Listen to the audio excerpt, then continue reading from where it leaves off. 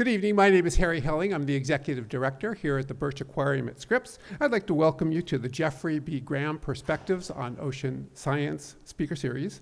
It's my great pleasure to introduce our speaker this evening, Dr. Deirdre Lyons. Deirdre is a developmental biologist who uncovers the instructions for life carried in cells. Deirdre became interested in questions about the origins and evolution of animal body plans as an undergraduate at Mount Holyoke College and as a research assistant at UCLA. She went on to pursue her PhD in molecular and cell biology at UC Berkeley, studying the control of asymmetric cell division in the leech Halobdula. For her postdoctoral work, she went on to Duke to study gene regulatory networks in sea urchins. In 2009, Deirdre took an embryology course at the Marine Biological Lab at Woods Hole in Massachusetts. It embarked on research on the embryology of the slipper snail, Crepidula. Deirdre then came to Scripps Oceanography in 2016 and established her own research group in the Marine Biology Research Division. She and her group study a range of echinoderm and spiralian animals using comparative gene regulatory network analysis, live cell imaging, and functional studies to understand questions such as, how does a single fertilized egg cell transform into a complex animal? And why does the embryo of a marine organism like a sea slug develop differently from that of a sea urchin? This talk is a tribute to the late Dr. Roger Sen and his discovery of green fluorescent proteins in the jellyfish Achoria victoria, soon to be displayed again here at Birch Aquarium at Scripps. As Deirdre notes, without Roger's pioneering work, most of her research would not be possible. Please join me in welcoming Deirdre for her talk entitled Sea Urchins and Sea Slugs, Probing the Evolutionary Mysteries of Life's Stunning Diversity. Thank you so much.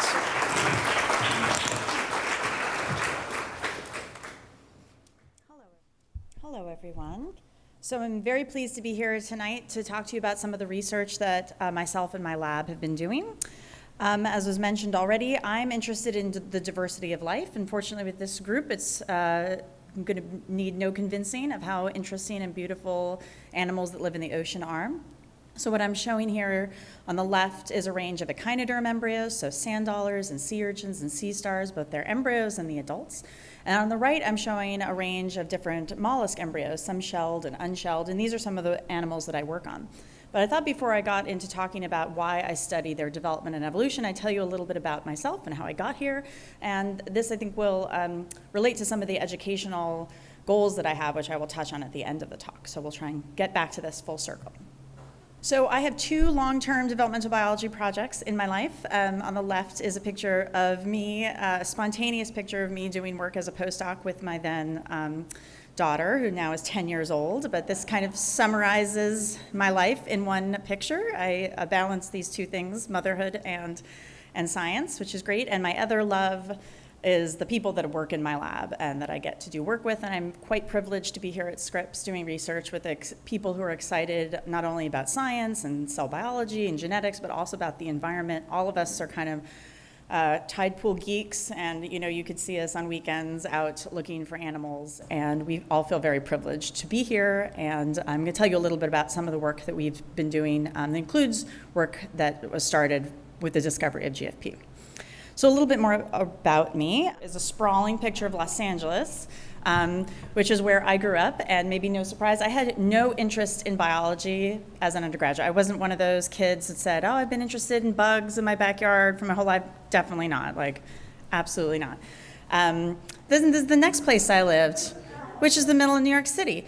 Also, kind of no particular interest in the natural world except for going to the Natural History Museum. And maybe because of living in an urban jungle, I really had no connection to science or biology growing up. I was much more interested in questions of history and literature, and I was into theater, and I thought that maybe I'd go on into college and I would study history, and then I'd go on and be a lawyer because I like to be in front of people and I love to argue, and I'm really opinionated, so I thought that that would be the perfect job for me. But when I wanted to go to college, I was just sick of urban life, so I was looking for something far away, and the criteria were there has to be ivy on the walls, There has to be a library where I will not have to leave for most days, and I would not be distracted by a busy urban life. So I picked this quite beautiful spot in the Pioneer Valley, Massachusetts, in Mount Holyoke College.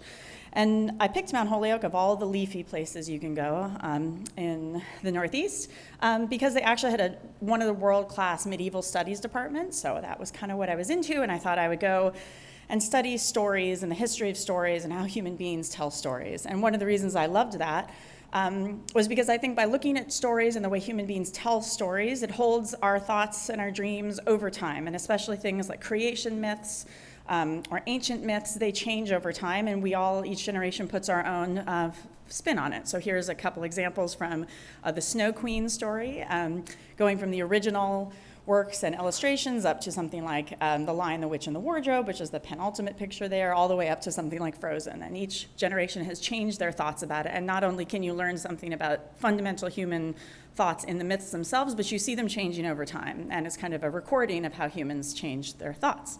So that's kind of what I thought I'd do for a few years before going to be a lawyer, doing something that actually could pay the bills. And so why I picked Mount Holyoke, it had the leafy greens on the outside, it had this beautiful library, and they were very famous for having a medieval studies department. But at a good liberal arts school, you have to take your general ed classes. So the first week on my dorm, the other girls said, why don't you just come with us to biology class, because then we'll help you through it, and you need to do it anyway, and we're all into biology, so we'll just help you get through it. So in typical form, I walked into the wrong section of that class.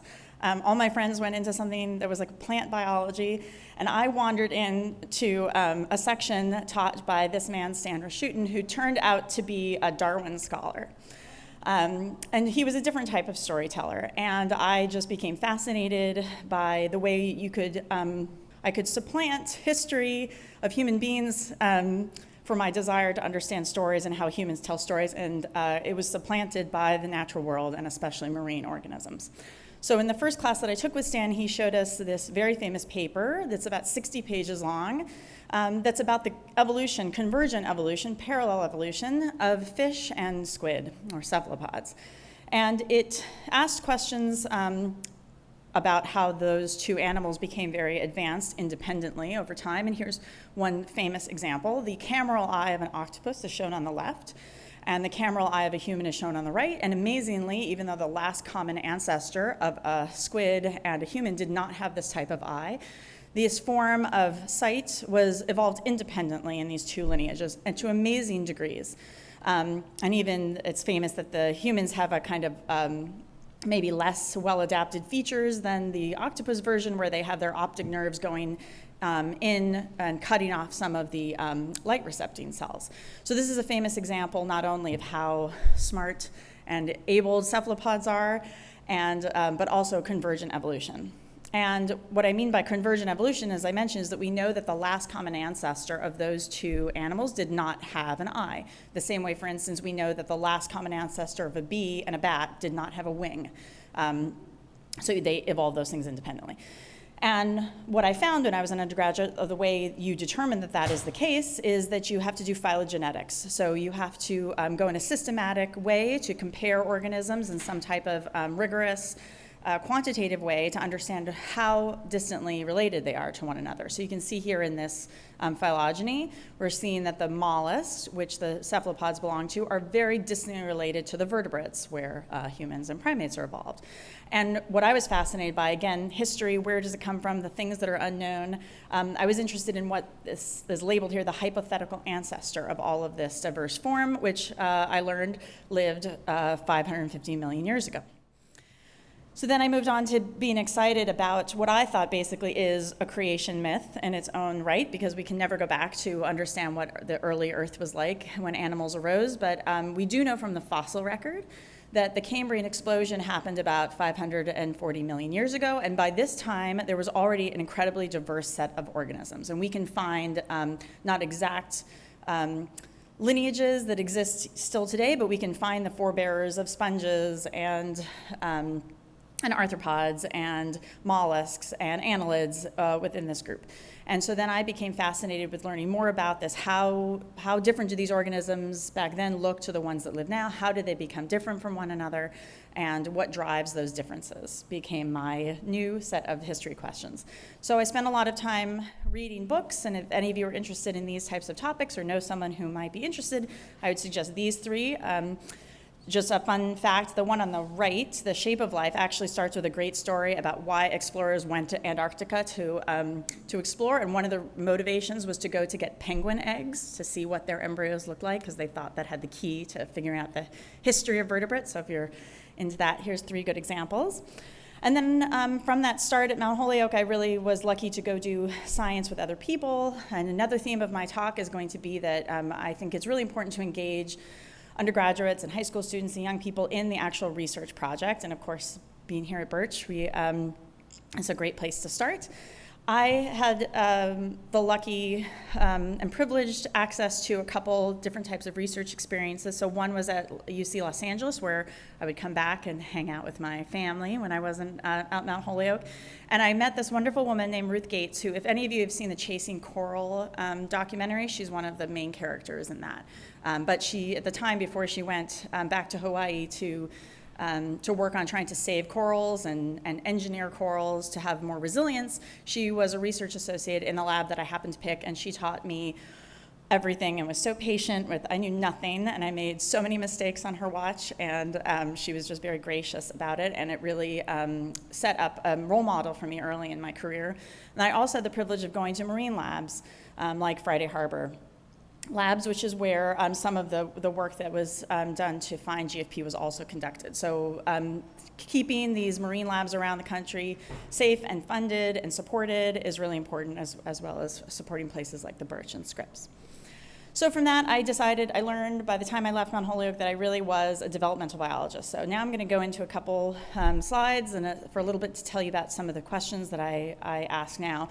But it really started with these mentors who were willing to work with me when I wasn't necessarily the top student in the class. I didn't know the most of anybody in my class, but they found something in me about my curiosity and willing to learn, and they took a chance on me, and that's really important to me in my own teaching here at UCSD, which I'll get to at the end. Okay. So most developmental biologists ask this question: how does a single-celled fertilized sperm and egg come together that's one cell that has a fused genome, the first time that particular set of genes has ever existed in the planet ever, and how does it morph and transform into something, you know, as beautiful as a ballerina? And you can then insert any other type of animal you find fascinating there on the right. How does that process happen?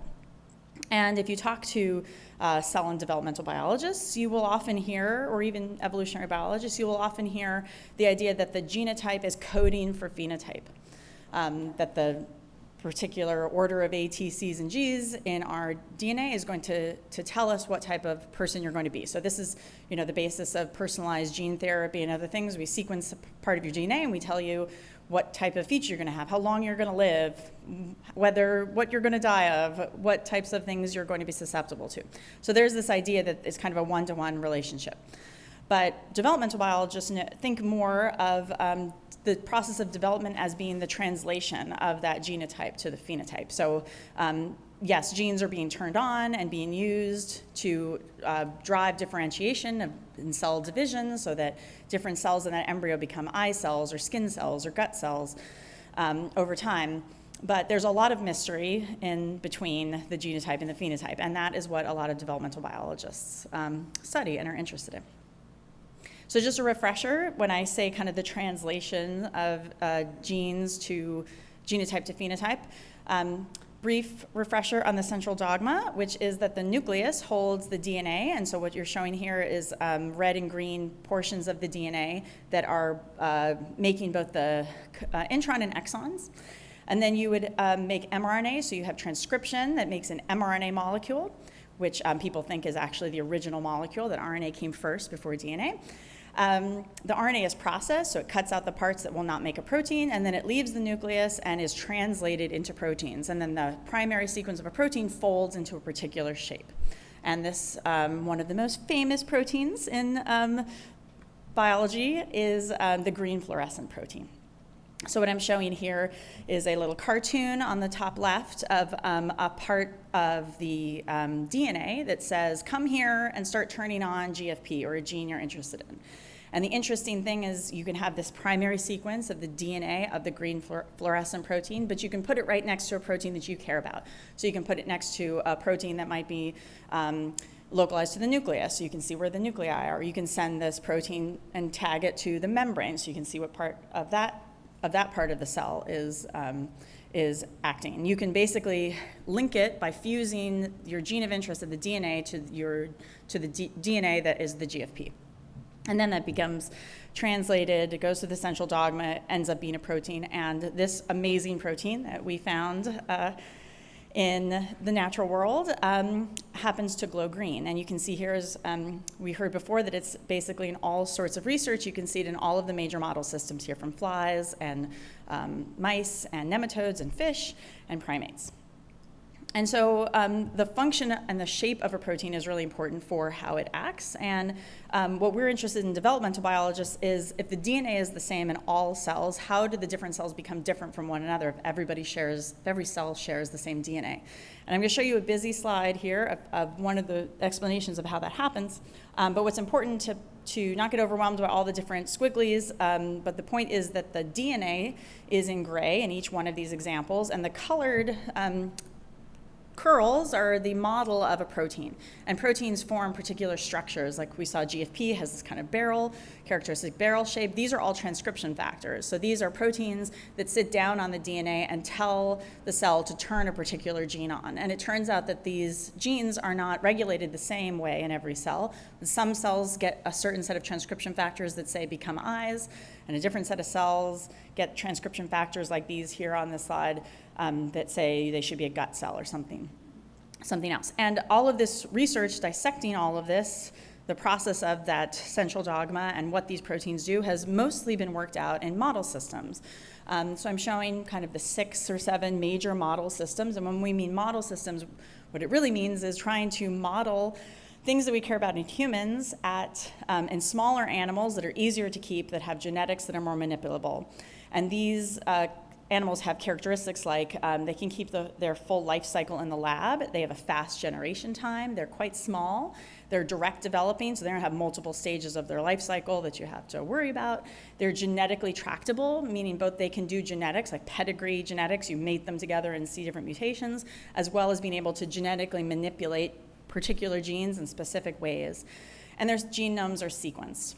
And basically every type of drug that you might take, or the vaccine that you might have gotten, has been developed in these using the knowledge at the molecular and cellular level of these particular animals.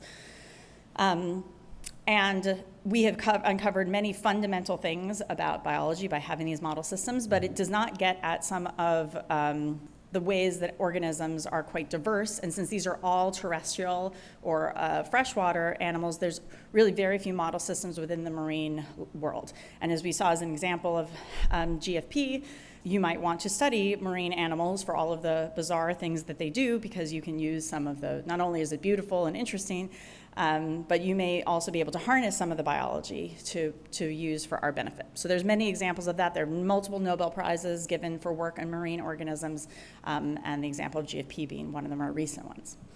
So as I showed this picture before, I'm really interested in going back to expand the model system. So I want all of those things that I mentioned. I want genomes. I want tools to manipulate the genomes. I want to be able to keep them in the lab. I'm willing to put up with a little bit more difficulty in growing them, but I want to get at this incredible diverse biology. And as I mentioned, I use these 2 groups, echinoderms and mollusks. So I'm going to show you one example of kind of the work that we do with echinoderms. So these are some movies where one of my postdocs, Vanessa Barone, has injected the eggs of a sea star, which is on the left, or a sea urchin, which is on the left, and a sea star on the right, with mRNAs. So you can make the mRNAs in vitro of fluorescent proteins, like green fluorescent protein or red fluorescent protein, and other colors. And as I mentioned, they've been hooked up to different tags. So on the left, you're seeing yellow, which is membrane. So the form of GFP has been fused to a protein that should go to the membrane. And then in the turquoise, you're seeing a different GFP, so it would come in a different color, being fused to a protein that is sent to the nucleus, so you can see it live. and on the right as the similar tools, but in different colors, and a sea star. And so these types of tools really broke open the things that we can study, especially in the live embryo. And one of the things that we're interested in here is that on the left, the sea urchin embryo will end up making a biomineral in its larval life. And on the right, the sea stars do not make any biomineral at all during their larval life. And so we're interested in trying to understand kind of a material science perspective and cell differentiation questions about why one type of embryo will go on to make a hard part and another embryo will not, and use some tools, including things like GFP. So now I'm going to tell you a little bit about another set of organisms, the mollusks, which I'll spend most of my time talking about today, and a unique feature of mollusks that allows us to get at these questions of how body plans evolve. How do you get different body plans like the ones that we saw already existed in the Cambrian? And I find this a very unique group to study this in, and what's cool about it for me is that on the periphery of this slide, I'm showing all different types of adult forms of different organisms. So some of these are annelids, segmented worms, some of them are mollusks, some of them are flatworms, which are a different type of worm that's unsegmented. And while their adult forms are incredibly diverse, and what we would call different enough to be considered different phyla or completely different body plans. It turns out that many of these organisms share a developmental program that is very similar. So I could hand you an embryo that looks like the one in the center, and you would have no idea whether it would be a segmented worm that makes no shell whatsoever, or it would grow up into something like a scallop that has 2 shells, or whether it would have segments or not, or where it would live, or what it would do. And this is very unique. This doesn't exist in other organisms. And so we're taking kind of advantage of this fact to understand somewhere between this early embryo, where all of them are very similar, and adulthood, explains some of the changes that probably happened over large evolutionary distances to give rise to different organisms. And the important thing is we can homologize or compare these tissues at individual cells in the embryo. So I'm going to give you an example of how that might work. Okay, so for instance, this particular cell that I marked right here in yellow gives rise to mesoderm. That's trunk mesoderm in both of these animals, but in an annelid it becomes segmental trunk mesoderm, and in a mollusk it is not segmented. And what's also interesting about it is that it will also give rise to the germ cell in all of these animals. The 2 cells that I'm marking in blue are going to be the left and right eye cells of these animals. So the eye in all of these diverse animals come from these same cells, the left and right. And here's an example of how that works. So this process is called spiral cleavage. So we're doing a little embryology 101 type of thing here. What you're looking at in A is the cell, egg, the fertilized egg dividing into 2. And we're going to ignore the names for right now, but they divide again into 4 cells. And then this E through H in the middle section, we're looking at the side of the embryo, and you see that there are these smaller cells that are being born off.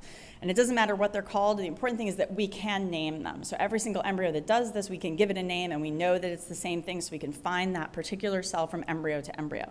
And not only can we find it from embryo to embryo in a particular species, but you can find this exact cell, embryo to embryo, in animals that have been diverging since before the Cambrian. So somehow this particular cleavage pattern has remained for a very long time. And not only the cleavage pattern, but what we would call the fate of the cells. So not only are there cells in the particular place, but we've done lineage tracing, including using things like GFP to label that particular cell and say this cell in this animal gives rise to the germline, and this cell, the same cell in another animal, also gives rise to the germ cell. And of course, not every single cell is the same, but that's what's exciting about it. Some of them are same and some of them are different, and you can piece together where some of those changes came from. So here I'm going to give you a little example. So in many mollusks, not all, but many species of mollusks, there's 2 handednesses to the shells. So you can see here a bunch of examples where if you pick up a shell, most of the time when you pick up a shell and you look at it and you wanted to put your hand inside the shell, only your right hand would fit into it. But there's a number of species that also have the opposite chirality, called sinistral coiling, where you can put your left hand in, and there's different morphs of these animals. And there's arguments about why this might exist. Perhaps a predator has become adapted to getting into the shell if it has one more coil, but if there's a population that has the other coil, then it kind of throws it, and it will sustain this opposite coiled population over time. That's one example. Turns out that work that was done at the turn of the century, in the 1900s, late 1800s, the turn of the last century, figured out that these differences actually show up at the 2-cell stage. So I just showed you an example of how the cleavage is happening. It turns out that the coiling can be seen in the arrangement of these cells, even at that early stage. So something about how the actual spindles are forming, the mitotic spindles of where the cells are born, is actually controlling that handedness. So it happens very, very early. So that's just one example of how modifying the spiral cleavage program can give you rise to different, really obvious shapes in the adult. So I'm, again, interested in using, kind of developing more tools for understanding how this process happens. And like model systems, you kind of have to, you have to pick one or two model systems and put your energy into it, because it takes a lot of work to develop all these tools for particular species. So I have focused in on a couple, one or two that I'll talk about today. So here's one. This is one of the snails I work on called Crepidula, which you mentioned. This is an animal that's expressing GFP on its membranes in green, and then we labeled a blastomere, one of those early cells in the embryo, with a red dye that is not a protein. It's not a fluorescent protein, but just a dye that is fluorescent. And we made movies of this process happening, and it turns out that we can find the origin of cells that are going to give rise to mesoderm and ectoderm, as well as some kind of spider-like cells that are down here that we've found out are going to be the germ cells. And so we can make these fate maps and try to understand how this process works. But what we'd really like to do next, what our lab is working on now, is being able to genetically manipulate these organisms. And the tool that came along just while I was in grad school at Berkeley, partly developed by Jennifer Doudna, who was also at Berkeley, and another floor from me, is the technology of CRISPR, where now we can apply genome editing to almost any organism on the planet. So it was really exciting. And in fact, Crepidula was the first Lophotrochozoan, or this group of spiralians that all have this spiral cleavage pattern, was the first one to have the CRISPR technology demonstrated in 2015. And in the meantime, a couple other mollusks have also had it. So this Limnea, the ones I showed you with the left and right coiling, have also had CRISPR technology used in them, as well as something like Cassostrea and also squids. So a range of mollusks now have been demonstrated that CRISPR is possible, and that means that finally we can go in with these really precise tools and manipulate the genome. So we can take genes out, we can put genes in, we could put GFP in, and actually have it be encoded in the genome itself, which is exciting. So that is kind of one of the things I'm working on, but the larger context, mollusks have so much to teach human beings. There's a lot of bizarre and fascinating things that they do. So I'm just going to share a couple with you. So for instance, often they will hold endosymbionts, like corals hold on to endosymbionts and photosynthesize. And so you can see some of these beautiful colors from their endosymbionts here and these giant clams. They have really interesting population genetics and the biology of the shell itself, this biomaterial, that human beings would love to be able to make something as intricate and patterned as a mollusk shell, and we still have not figured it out. That's something we'd love to know. But these beautiful tropical land snails are a model for that. They're disease vectors, so they carry a lot of different tropical diseases and things like schistosomiasis, so people are interested in investing in how to maybe control the transmission of those diseases by understanding their biology. Of course, they're really important for aquaculture around the world. They're also interested in things like trying to mimic the behavior and biology of things like octopus, like having soft robotics. And then they have also been used for just the chemicals that they produce. For instance, cone snails, which will hit their prey with a harpoon and inject a toxin to stop them. It turns out that some of those toxins that paralyze their vertebrate prey, those same toxins in humans will actually inhibit our pain receptors. So people are interested in kind of a natural products aspect of studying them. So in the last kind of section of me talking about organisms that we would like to move into, I'm going to talk a little bit about nudibranchs, which are a really fascinating, diverse group of mollusks that we're just starting to understand, and my lab is involved in kind of turning one species into a model system. So I told you a little bit about octopuses and cephalopods over here on the right, and we talked a little bit about gastropods, the snail being one of them, but there's another set of gastropods are these nudibranchs or heterobranchs that include Aplysia. So Aplysia is a sea hare. You might have seen it in the tide pools if you're here. It's also been used for Nobel Prize winning work about learning and memory. There are some other famous heterobranchs like the solar-powered sea slug. So this is one that holds on to chloroplasts and is like a plant. This is the plantiest animal you can get and uses chloroplasts to make energy. And then things like sea angels or pteropods, they've completely lost their shell. They're predators in the marine food web, and people have also been studying them as kind of bioindicators for climate change. So nudibranchs are in this group. None of these three are nudibranchs, but next to them is this group called nudibranchs, and they are themselves quite diverse. They are shellless. They have shells as embryos, but they lose their shell, and they have incredible adaptations to having lost a shell. So like cephalopods, which we think have been driven to their unusual abilities because they no longer have the protection of the mollusk shell, nudibranchs are, again, a completely independent loss of the shell, and they've done some really cool things. Like, for instance, this purple, kind of bluish purple individual right here specializes on eating Portuguese man-o-war. So somehow it lives on Portuguese man-o-war its whole life and is not affected by its toxins. And in fact, eats the Portuguese man-o-war and holds on to the stinging cells and the toxins in the stinging cells and uses it for its own defense. Here's some other organisms that have amazing coloration. Some of them like to blend in with their environment and will do amazing mimicry, just as elaborate as butterflies. And sometimes they are then, again, processing toxic chemicals. So some of them specialize on toxic sponges, and not only do they hold on to those toxins and are not affected by them, but they use those toxins somehow to fend off predators. Sometimes they make the compounds even more toxic in their own cells. There's some really interesting biology of what they do, and a few of them have been model systems for behavior. So these are ones that have very distinctive escape responses or swimming responses, and neuroscientists have used them to actually sharp electrode or put electrodes into their neurons and understand their behavior and circuits of behavior. So me and my colleagues have some NIH funding to try and understand the developmental basis of that. But they're also really fun to have in lab. Here's one that an undergrad of mine took, just sitting in a tank, going after some shrimp, and it has this unusual Venus flytrap type of hood that it goes usually sifting through sand, but here just going through the open water and grabbing its food. So they have amazing adaptations, but one of the problems with studying them has been they're not great model systems, the species that people have been working on. So they're hard to rear in the lab. Their prey is not in culture.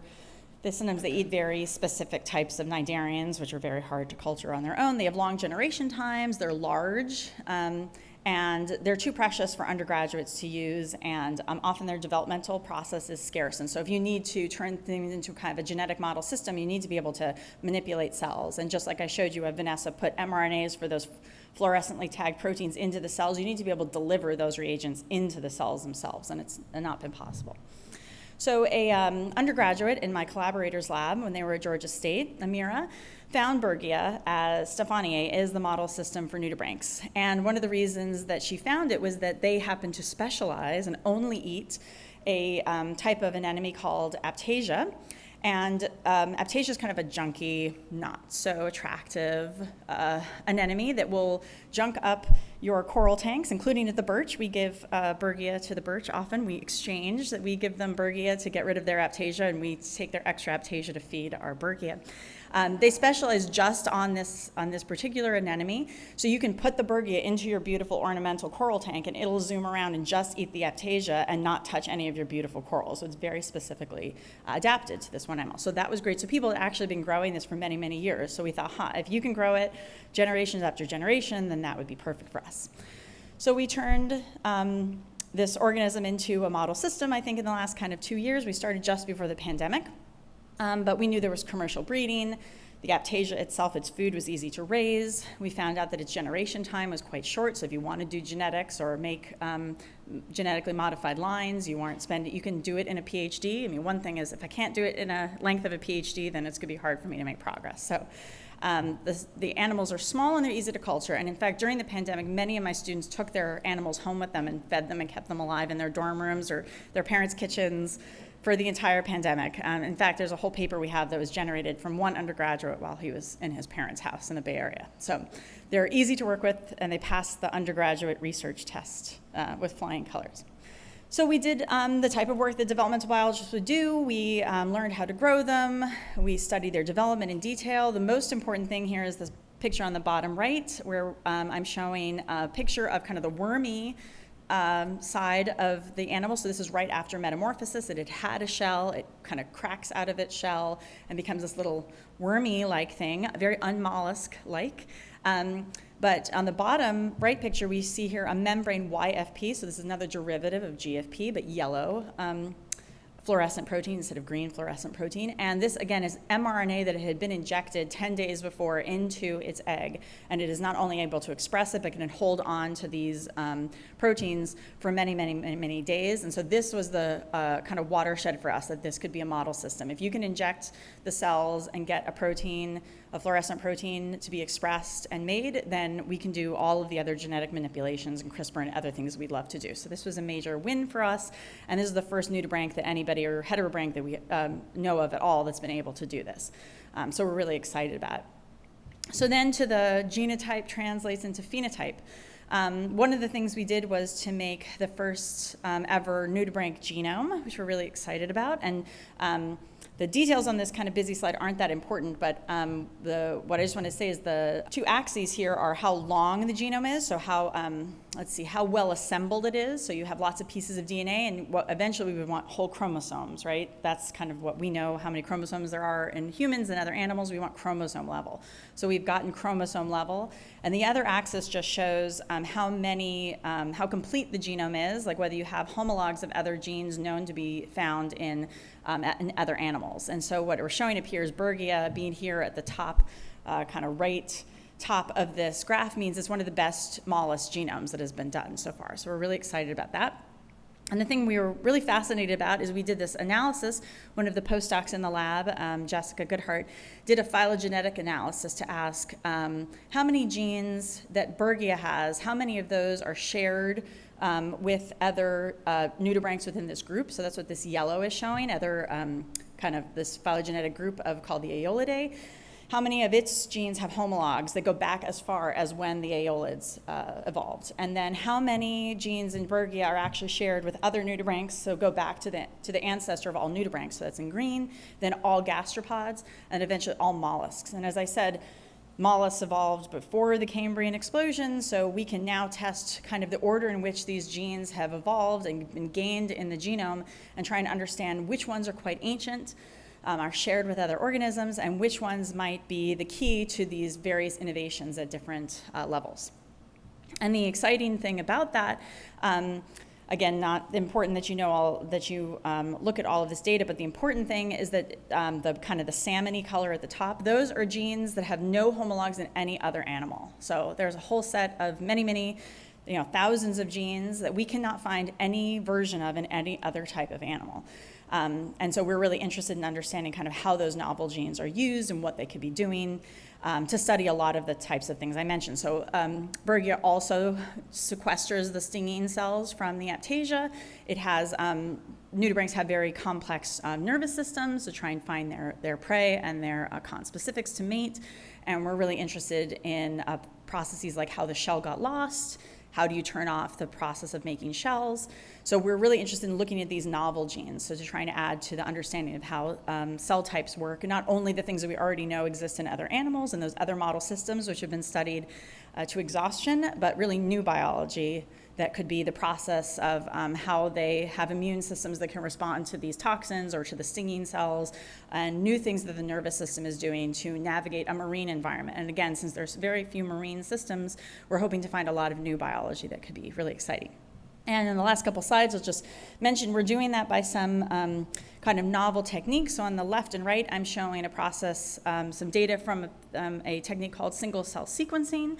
So this is where you break up all the cells in an animal, and you put them into a microfluidics device that encapsulates each cell all by itself. And then you break that cell apart and you sequence all of the gene, all the mRNA. So we talk about that central dogma, the mRNA stage of that process in each cell.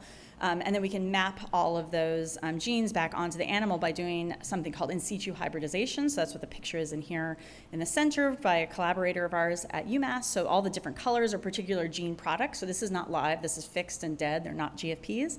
But it's showing where the genes in these clusters that we're showing on the right, where they're actually localized, in this particular case in the brain of this animal. And then we're using things like GFP to do lineage tracing. So in this, this is an early, in the center and the bottom, a picture of a baby nudibranch with some of its brain cells marked by lineage tracing, like with GFP. So we're trying to map these genes to these parts of the animal. And then also the next thing we'd love to do is look at all of those novel genes and say, are novel genes, for instance, associated with novel tissues? Or are novel genes evolving in all parts of the genome and necessary for all different parts of the animal? Some of those questions. So in the last 2 minutes I have, I just want to bring it back to my educational interests.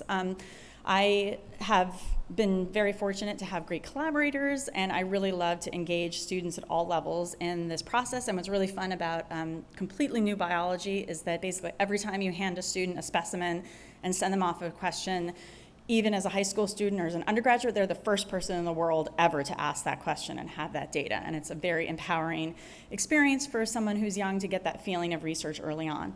And as I mentioned, for me, it really was the thing that hooked me in being a scientist. And I also am terrible at languages, so medieval studies turned out wouldn't have been good for me because you have to read a lot of different languages. So one thing that I did when I started here was start a lab course that is based on the idea of doing research. So they call these course-assisted undergraduate research experiences, or CURES. And here's a picture on the right of some high school students from High Tech High, and my undergraduates from UCSD, and graduate students, and 2 of my postdocs. And the whole point is to give undergraduates who are at UCSD the experience of being in a lab for 10 weeks. And at many universities, there's summer programs called Research for Undergraduate Experiences. But UCSD being on the quarter system, it actually prevents most of those undergraduates from participating because those programs often are at schools that have semester-long systems, so they can't participate. And there's 6,000 undergraduates in biology at UCSD and not nearly enough labs to actually take them in the lab to do research. So I've made this course to do this type of research and allow more undergraduates to get that real experience of doing research. And they did some really wonderful experiments with us, and will be co-authors on papers, and it gives a larger group of people the access to that process. And it also gives students who may not have the ability to volunteer in labs. So for instance, when I was an undergraduate, I had the privilege and ability to just volunteer in a lab, and I was free help. But a lot of students have to choose between having a job and volunteering. They can't afford to just volunteer in a lab, which is what a lot of research experience at UCSD involves, is free time. So funding from the NSF, a career grant, and from my NIH grants allows me to pay the students that work in my lab so that they can choose, not to scoop ice cream at Cold Stone if they want. They can come do research with me, or if they don't want to do that, they can take this class and learn research. So with that, I will just thank the people in my lab who did this work, my funding sources, and all of you for being here tonight. And I'll leave you with a cute picture of Bergia taking down an Aptasia. And I will also photograph my undergraduate in the lab, and then I will take any questions you have.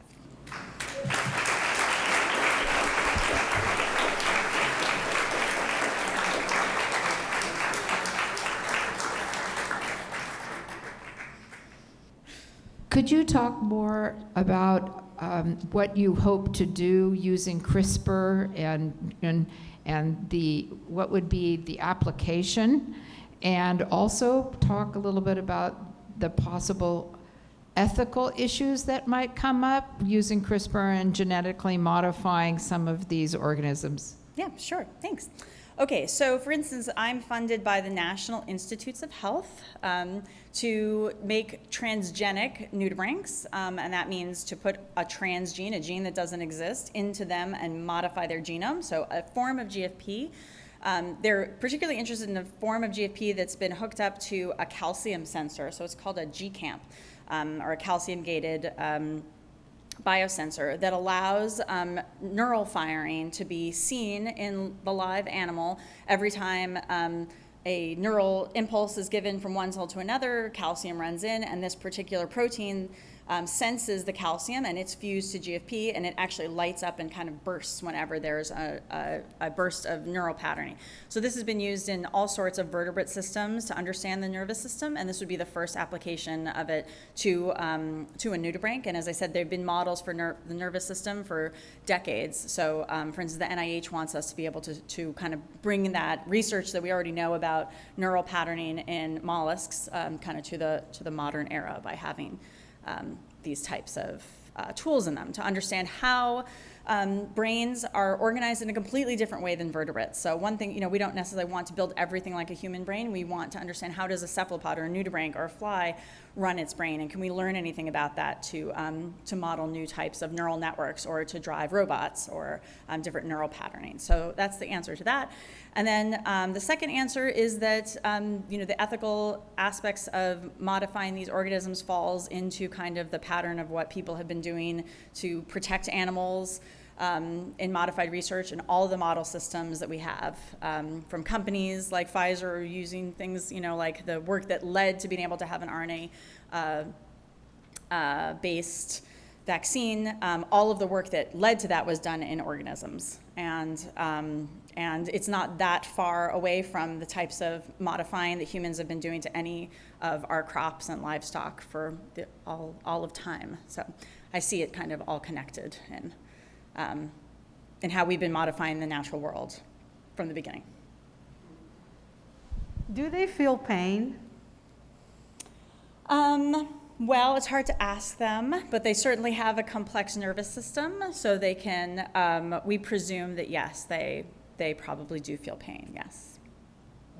From a physical standpoint, the green fluorescent protein, I imagine there's a time constant involved that it turns on green and then eventually it goes dark, but depending upon how long that time is, it may set a limit on how fast certain biological processes you can look at before it's not a useful tool anymore. That's a great question. So my understanding, I'm not a GFP expert, but my understanding is that once the protein is made, it will fluoresce. So it has to be, it's in the genome, and then it gets turned into mRNA, and then it gets turned into protein, and then it gets folded, and that takes a certain half-life. There's a time that takes.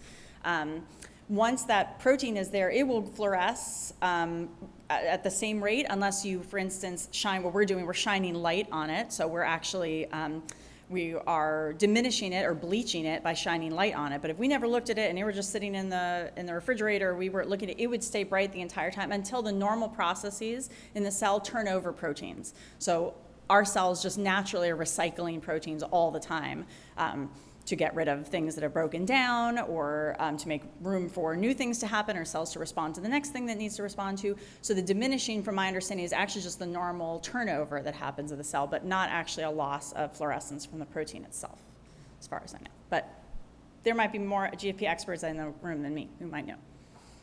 Are you locked into those specific animals, or are you always looking for new ones for a different avenue? Yeah, well, I definitely had no inkling that I would be working on nudibranchs, but lucky to have gotten a job at UCSD. A neuroscientist that I work with now, Paul Katz, was at a seminar on Upper Campus, and he just Googled mollusks development, UCSD, and found me and asked me to breakfast and said, would you like to write this grant? And then I said, sure, and never thought we'd get it, and then we got it. So yes, I'm open to new questions all the time. Yeah, I hope I won't be asking the same questions in 20 years that I am now, so. Yes. And the biology of nudibranchs is just so fascinating. There's so many questions to ask about. Well, I'm going to ask a question. This is for Harry, because Great. I'm sure that he's very interested in looking at the possibility of a nudibranch exhibit at some point in the future. Can I take that to go my extra slides real quick? I'm going to show you. Okay, here's some really cool nudibranchs. For instance, nudibranch on the right, all by itself, nudibranch on the left, hiding in a bunch of corals that it's completely mimicking, so you can't see it. Here's another one, this Melody, the one that I showed you is grabbing the shrimp down the bottom left, and other ones that are hiding, kind of drab and uninteresting. This one on the top right is my favorite one. It's clear. So all of just the white that you're seeing is actually its muscles, and the rest of it you're just seeing right through the nudibranch. So somehow it's modified. its life to be clear. Here's another example of it. So the muscles are what's this white frilly stuff, and the rest of the animal is completely clear. Here's some other beautiful ones showing amazing coloration patterns, and these structures right here, these little bunny ears, hold all these receptors for chemoreception, so to smell and find their mates and food and predators, and just amazing coloration. And then here's the example of the one that eats the Portuguese man-o-war. There's amazing adaptation to these toxins. And then I'll just end on a couple romantic stances of different nudibranchs, but they're just amazing coloration, and their behaviors are amazing. So yes, Birch should have an exhibit on nudibranchs. I have a question regarding the new genes. How you explain those new genes that are unique to a species, how they acquire that through the evolution? Thank you. Yeah, that's a great question. So it can happen all different sorts of ways. It can be a duplication of an existing protein. So let's say a part of a DNA just gets copied. Now there's 2 copies of that gene, and one of the genes will go on maybe in its original form or change slightly, and the other part of the gene might lose domains or add domains, and they start becoming different from one another in that particular species. That one copy now is just completely different. Another way it can happen is retroviruses can come into the genome and insert itself and get incorporated and end up making proteins. So actually a lot of the proteins that are necessary for mammalian reproduction that fuse in your placenta are actually, that allow those cells to fuse to one another to make pregnancy in primates possible, are actually retroviruses that have fusion proteins that allow cells to fuse to one another and have multiple nuclei. So it can happen like that, and then all sorts of ways in between, from completely novel, kind of from outer space injection of DNA to just the natural processes of divergence between existing genes. I want to thank you, Dee Dee, for Thanks for having me. for a wonderful talk.